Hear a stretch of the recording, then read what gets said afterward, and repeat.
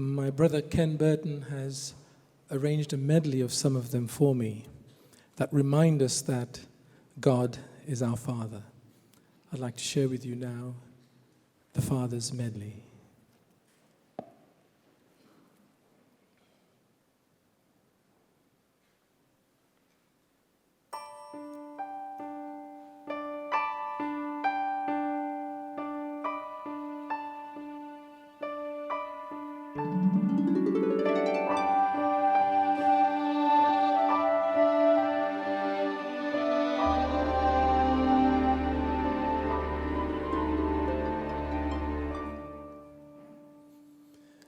Be thou my vision, O Lord of my heart, not be all else to me, save that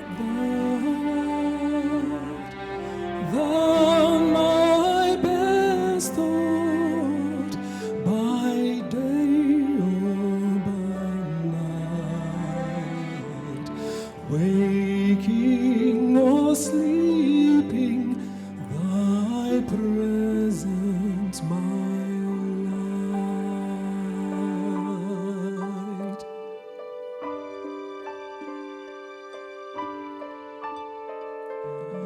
Be thou my wisdom, be thou my true word.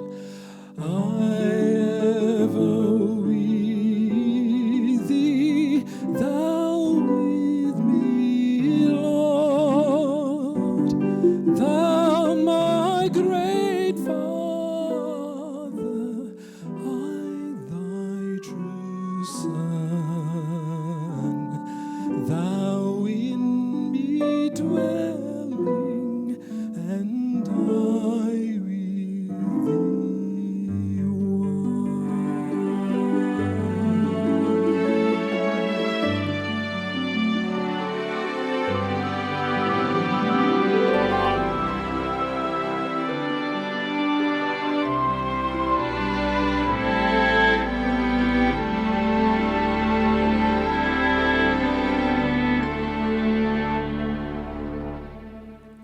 Dear Lord and Father of mankind, forgive our foolish ways.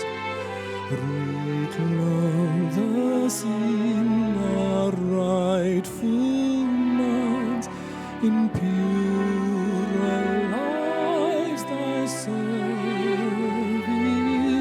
find, in deeper reverence praise, in deeper reverence praise.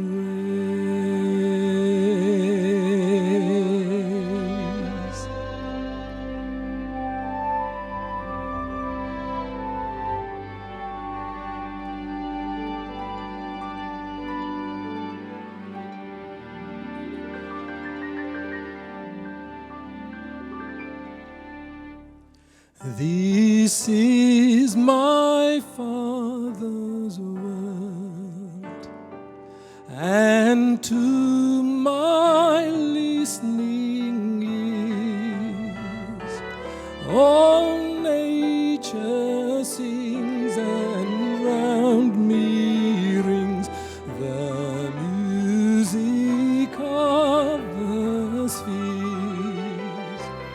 This is my Father's world, I'll rest me in the thought of rocks and trees, of skies and seas, His hand the wonders wrought.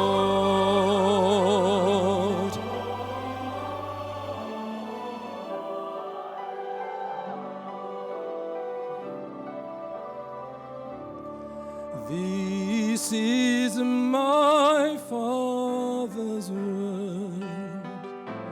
Oh, let me never forget that though the wrong seems oft so strong, God is the ruler yet.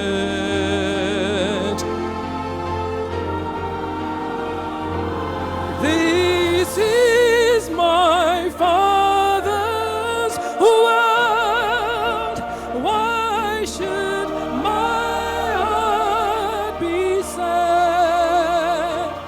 The Lord is King. Let the heavens ring. God reigns. Let the earth be glad.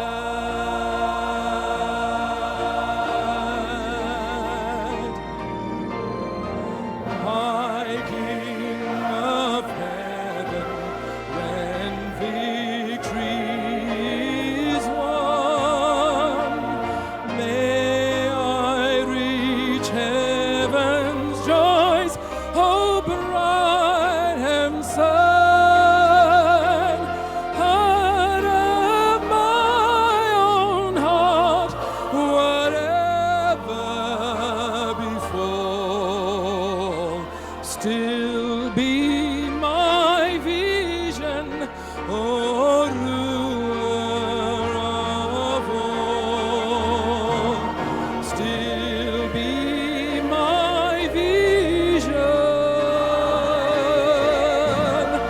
oh ruler of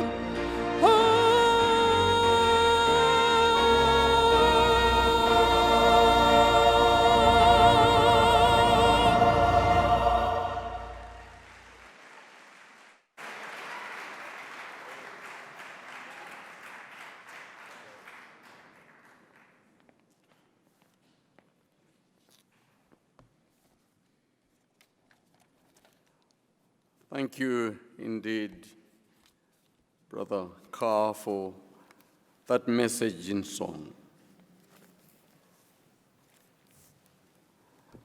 Sabbath greetings to you, all saints of the Most High.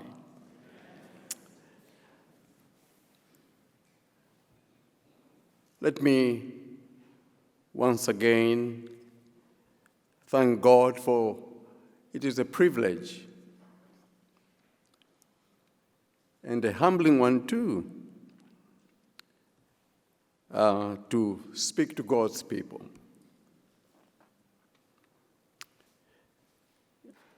I still believe this work can be done by one angel, but he has left it to imperfect human beings such as you and I, not for God only His glory, but to perfect our own characters. I thank Him for that. Let me also take this opportunity to thank God for Pastor Sam Davis and his wife.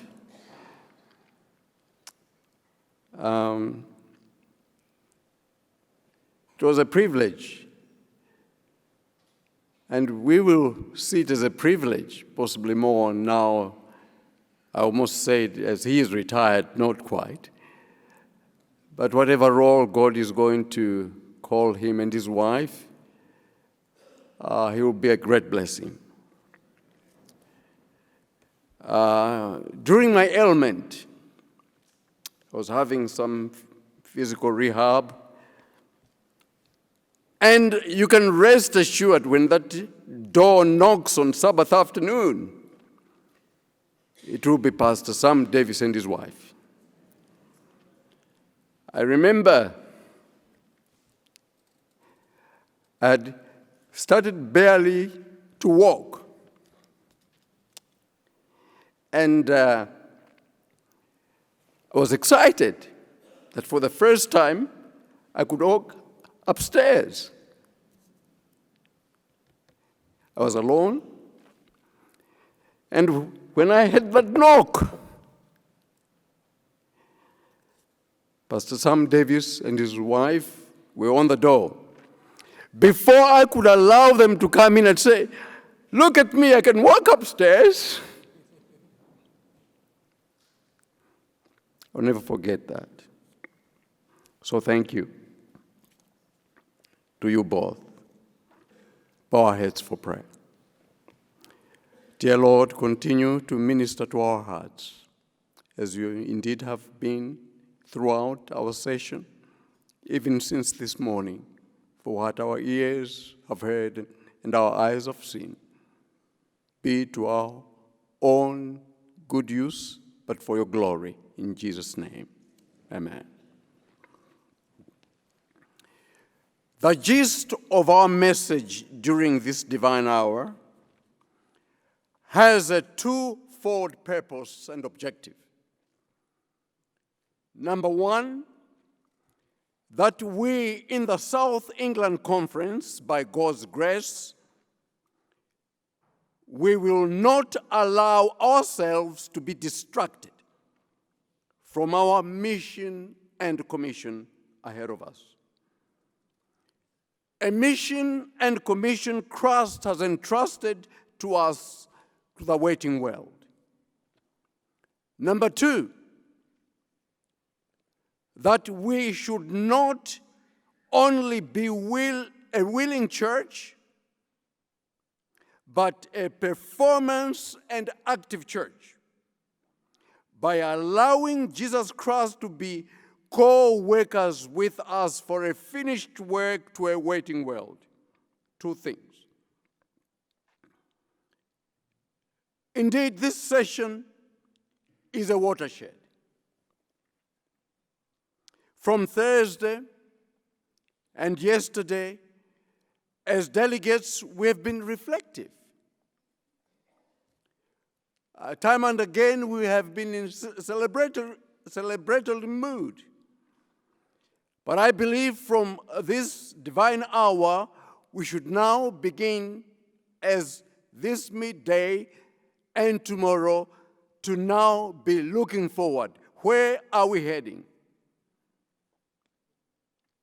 Where are we heading in the history of our church in the south of England, if time should last?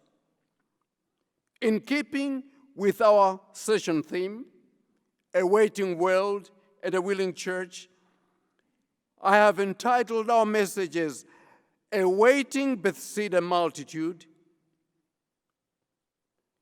A Willing Sanhedrin Council, you say? A willing South England Conference, you say? A willing Christ, yes. A waiting Bethesda multitude, yes. A waiting world, yes. But a willing church? John chapter 5, verses 8 to 10. Open your Bibles or whatever mode of equipment you have. We'll read verses 8, 9, and 10 together. John chapter 5, verses 8 to 10. Beginning with verse 8. Jesus saith unto him, Rise, take up thy bed, and walk. And immediately the man that was made whole, and took up his bed, and walked. And on the same day was the Sabbath. I wish that was the end of the story. And if it was, I would have offered the benediction. Now we go. Verse 10. The Jews therefore said unto him that was cured, It is the Sabbath day, all right? It is not lawful for thee to carry thy bed.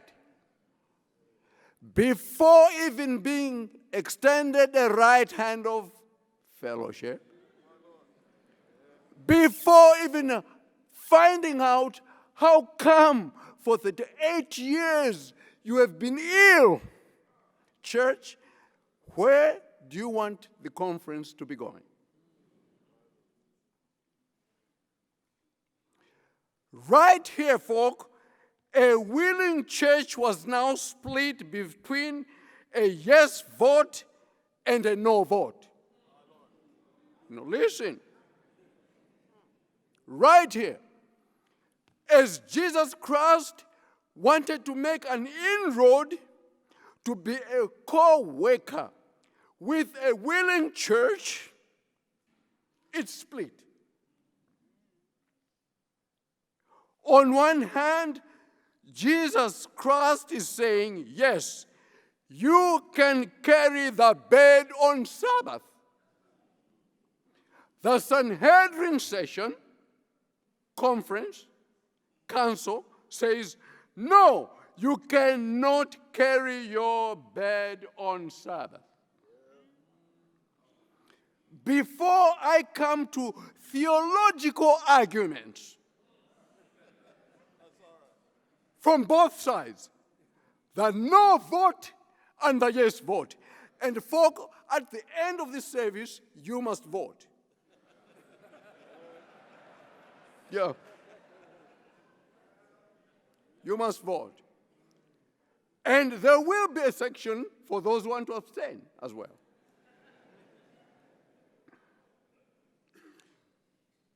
The willing church was now split. And what split them? What split them? Thank you.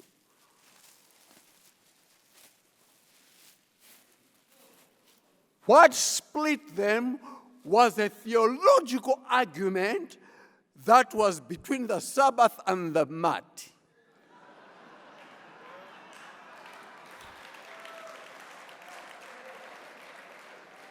Yeah.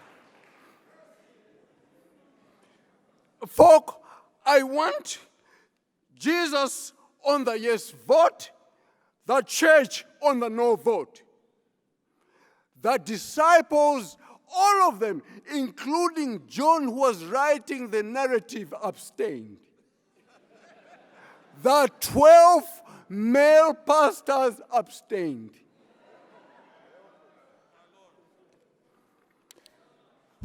Folk, for you to really follow me, let's look at the context. I'll come to the theological arguments. Both sides, they will be even. John chapter 5, beginning with verse 1, for you to get the context of this. After this, there was a feast of the Jews, and Jesus went up to Jerusalem. The Jews from all quarters, and Jesus went.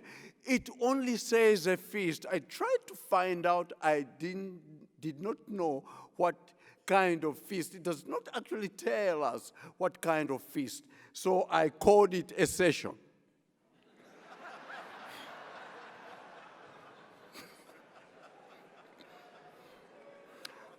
Folk, I don't want you to draw me to the session of San Antonio. I'm saying the session of Warwick.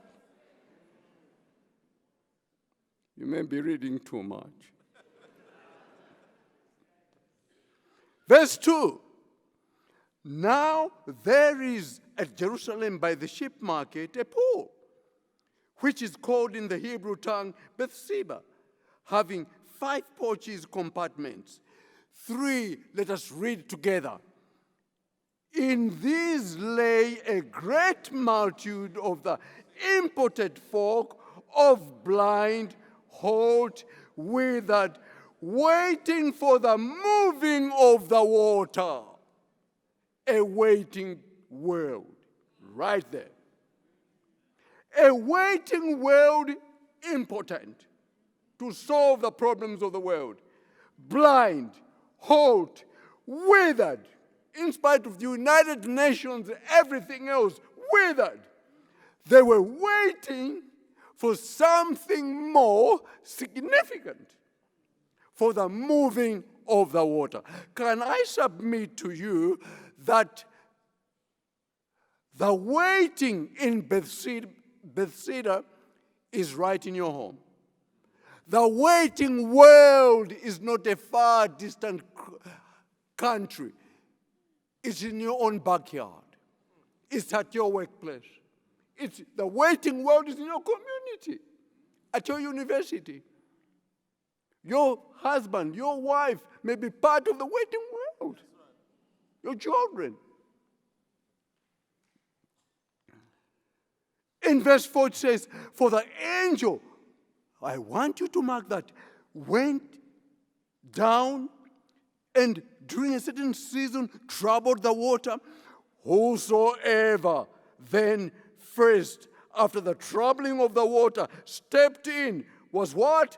Made whole of whatsoever the disease had. Physical, social, mental, spiritual, economic, political, moral, you name it. She was made whole. I want just for you to join me as I share how the servant of the Lord, whom I have much respect, Ellen G. White, provides a graphic kind of picture, description of Bethesda, as it were. This is how she puts it. Does this resonate something in your mind happening in the world? Listen to what the setting was all about. She says, in Desire of Ages, pages 167, she says, hundreds of sufferers visited the place, but so great was the crowd when the water was troubled that they rushed forward, trampling underfoot men, women, even children weaker than themselves. Many could not get near the pool. Many who had succeeded in reaching died upon its brink. I was moved with this. Shelters had been erected about the place, that the sick might be protected from the heat by day and chilliness of the night. There were some who spent the night in these porches, creeping to the edge of the pool, day after day, in the vain hope of relief. It was during when these hundreds were around, she says, Jesus appeared in town. Jesus was again in Jerusalem. Listen, folk, what a lonely road. Walking alone in apparent meditation and prayer, he came to the pool. And Ellen G. White puts it this way, that this pool was the same road going to the temple. It was Sabbath. And at this particular time, what was happening? Multitudes, I quote, but it was Sabbath. Multitudes were going to the temple for worship. The willing church passing this description and all these people in their suits like mine going to worship. Look at chapter 5, verse 6, very quickly. Verse 5. And a certain man was there, which had been an infirmity 38 years. When Jesus saw him lie, and knew that he had been now a long time in that case, he saith unto him, Wilt thou be whole? The impotent man answered, Sir, I have no man, I have no one. He had been sick for 38 years. The same way was a way coming from different willing church members passing him, going to worship God. No one has come to help me. As I really look at this, I find it very astounding. Why? Where were the disciples? I can understand the Jews, but can I submit to the delegates that these Jews were Seventh-day Adventists? Sometimes we have a wrong notion of these Jews. First of all, called by God, and they were Seventh-day Adventists. Seventh-day Adventists, they held the present truth Sabbath. Adventists, they looked forward to the coming of the Messiah. Whatever their understanding, they looked forward to the coming of the Messiah. They were Seventh-day Adventists.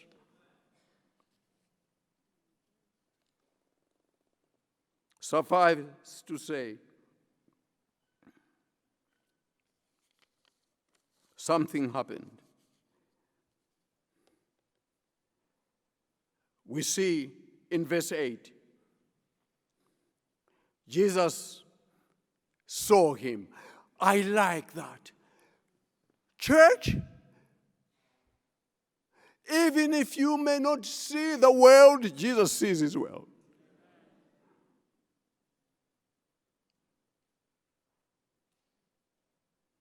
Verse 8, Jesus saith unto him, 3 things, rise, take up thy bed, and walk. To which he responded. Verse 10, the Jews come in, they question him on the Sabbath day, telling him it is not lawful for him to carry his bed on Sabbath. I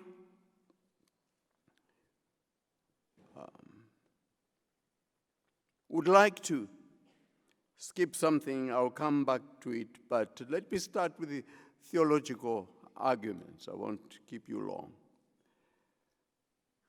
For if you read further, you will realize the whole chapter is the argument over this.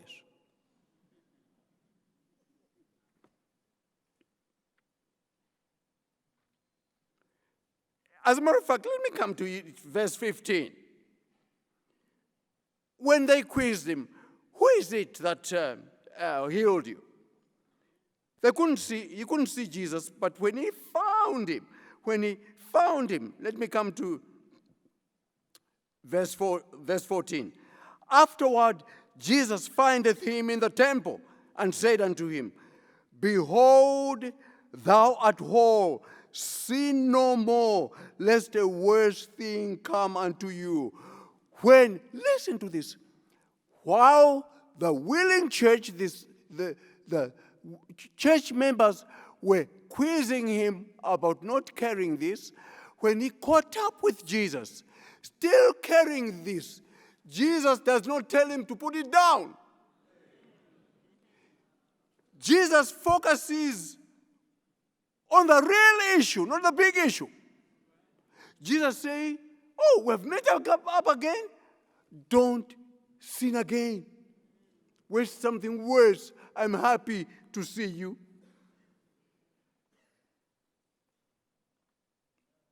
Verse 16. Then the man excited went and told the Jews, the willing church, guess what? The person who healed me is Jesus. Verse 16. And therefore did the Jews persecute Jesus, and so to slay him. Why? Listen, folk, because he had done these things on the Sabbath day. But Jesus answered, My Father worketh, hitherto I work. Therefore the Jews sought the more to kill Jesus, because not only that he had broken the Sabbath, look at that, by telling this man to carry the mat, he had broken the Sabbath, but said also that God was his Father, making himself equal with God. Folk, let me tell you, If you think you can vote one issue and that's the end, another issue is coming. No, you didn't hear that one. I'm saying from the theological issue of the mat and the Sabbath,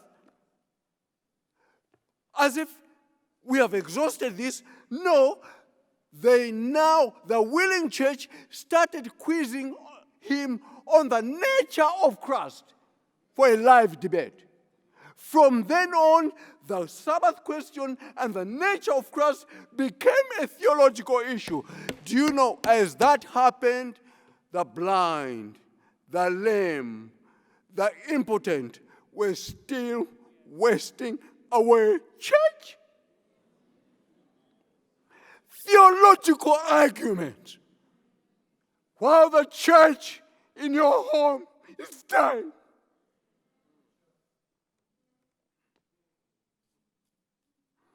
Let me start with a theological argument. So, first of all, those who abstained. In this whole account, which was crucial, you never hear one disciple appear. Even John does not put his signature to this. Not wanting to be identified, 12 male pastors. So, abstain if you want on that one. And to be fair, I want to start with the theological opponents to know you can't carry this on Sabbath. Argument. The arguments for the no vote. In fact, Ellen G. White, once again, Desire of Ages 169 says, the restored paralytic stooped to take up his bed. You would have thought that it was the literal bed. Ellen G. White says, his bed, which was only a rag and a blanket, you know. Do you know, church, let me tell you, Jesus could have healed that man on Sunday, Monday, Tuesday. So, no theological debate. I wish Jesus had just even told that man, I'm now healing you, but leave this mat until after Sabbath hours are over. You know, folk, you're not listening to me. No, don't listen to me, listen to God. You can only, this will split the church. So, leave the mat. They steal it. Just.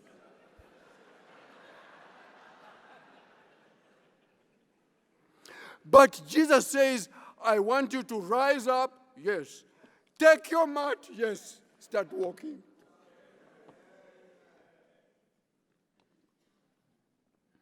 So the no vote. No, Jesus, you can't do this. Why? This is where this will be a biblical proof.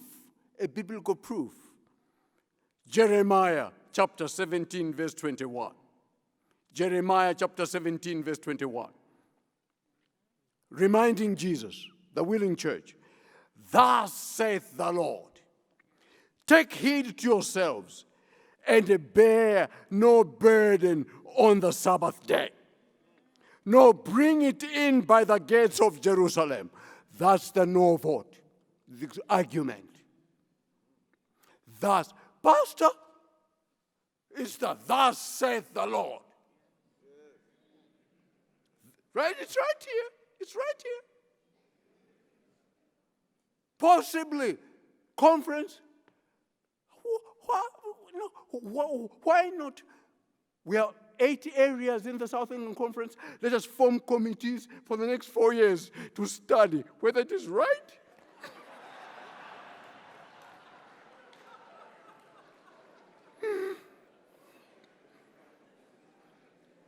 Dr. Beldam will have it at Newbold College. So that we access. So that we access so that we access Ellen G. White and other courts. All right. Quickly. All right. Yeah. Now, okay.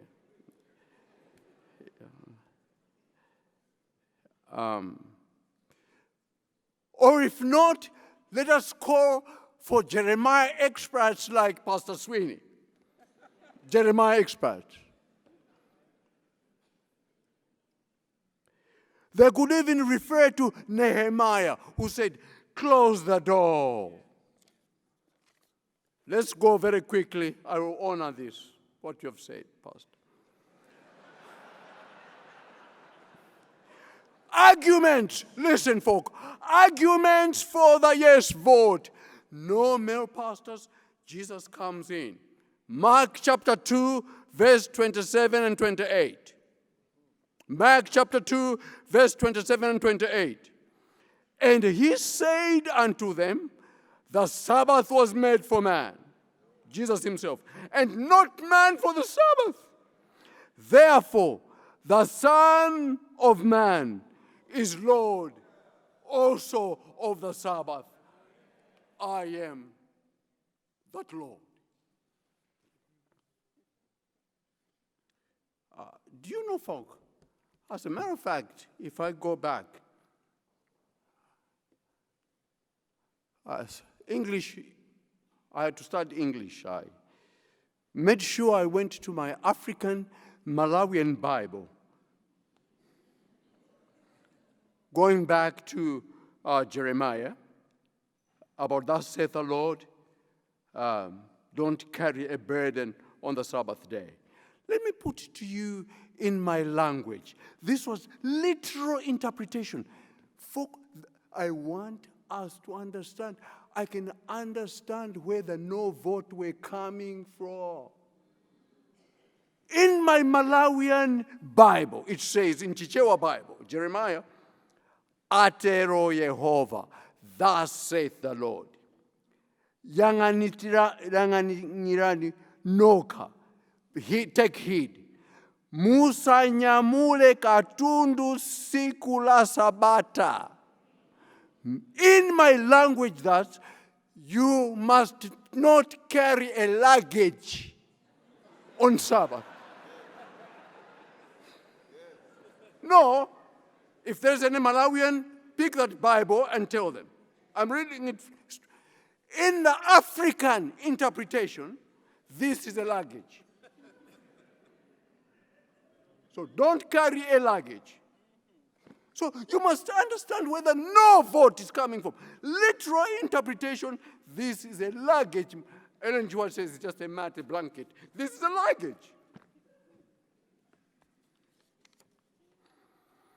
I can see the no vote saying, oh no, this goes to Genesis. Look, this goes to Genesis. Now, look at this. Look at this. I can see, just as a short break, have some independent Seventh-day Adventist group coming, looking at Jesus, says, guess what? You cannot carry this on Sabbath. Says, why? You know, Sabbath, we can't compromise. Telling Jesus, you know, Jesus, we can't compromise. What do you mean? The Sabbath and mankind started in the Garden of Eden at the beginning. So if you compromise on one of the Sabbath, you bring homosexuals as well.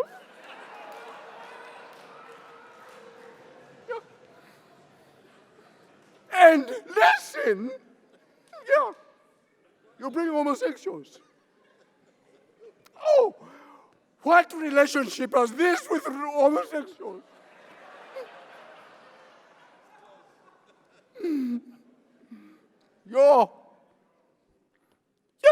And guess what?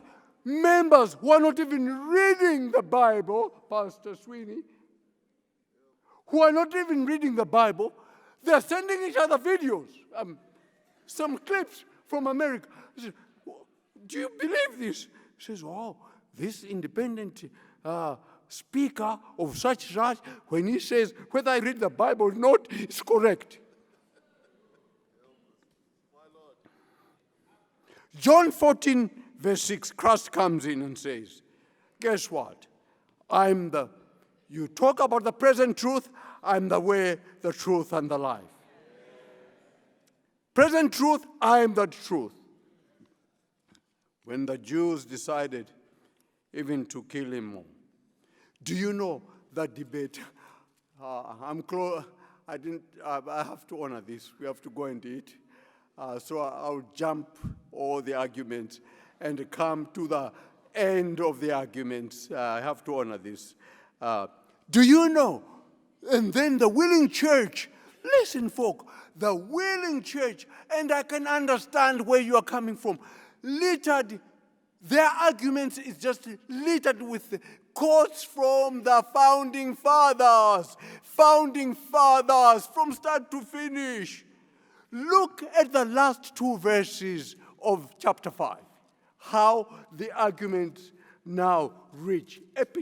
Jesus went into detail to explain himself. Look at verses 46 and 47, folk. I'm sorry. Verse 46 and 47. Jesus is saying, for had ye believed Moses. No, we believe in Moses. Church, I'm not saying you should not believe in the pioneers. Listen to Christ. They listened to Christ. Listen to Christ.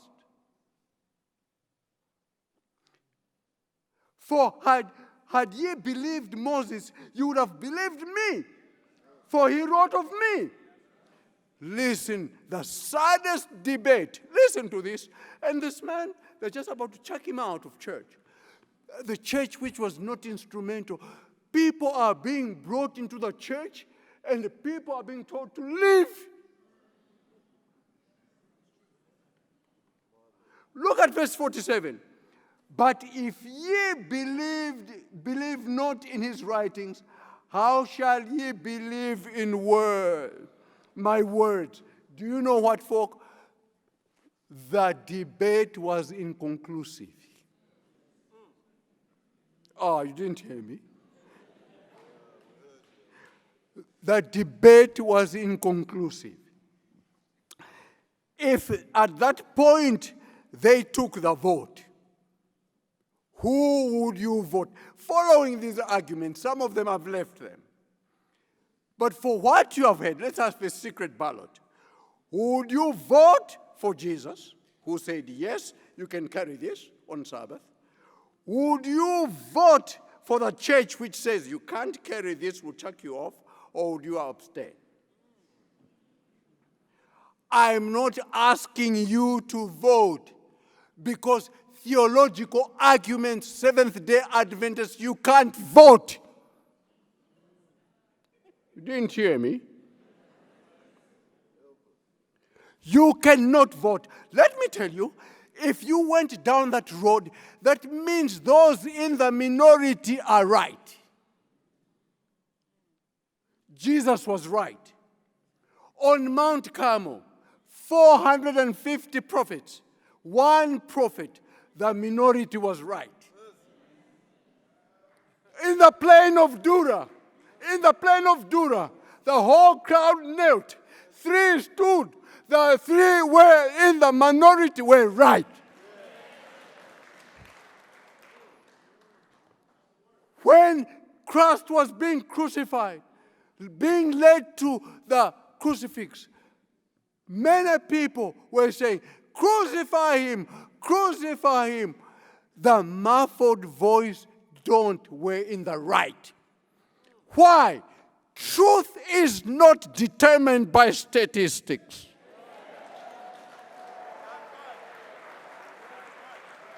No.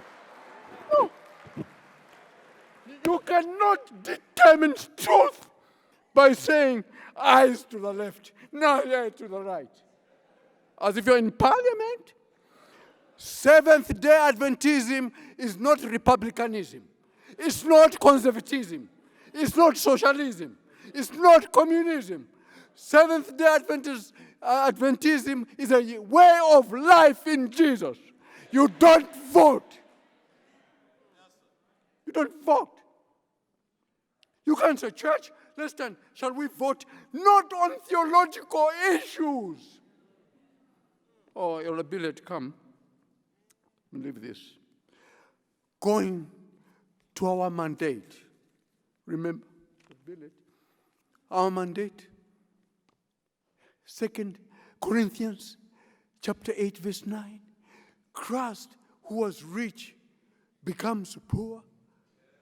You rich. Guess what? Insofar as I know, people who are rich, billionaires, indeed they're philanthropists. They will give money, but as long as they remain rich. I've never seen a billionaire empty himself to rags and make a person who was in rags rich. Jesus did. Church, I'm going to pray. Jesus, where we are heading, Jesus will be saying some radical things. This is just one of the many examples in the Bible. I repeat, you don't line up people to put up their hands on something that pertains to God. And if you go down that way, to me, rationale, according to the Bible, those in the minority, their vote stands.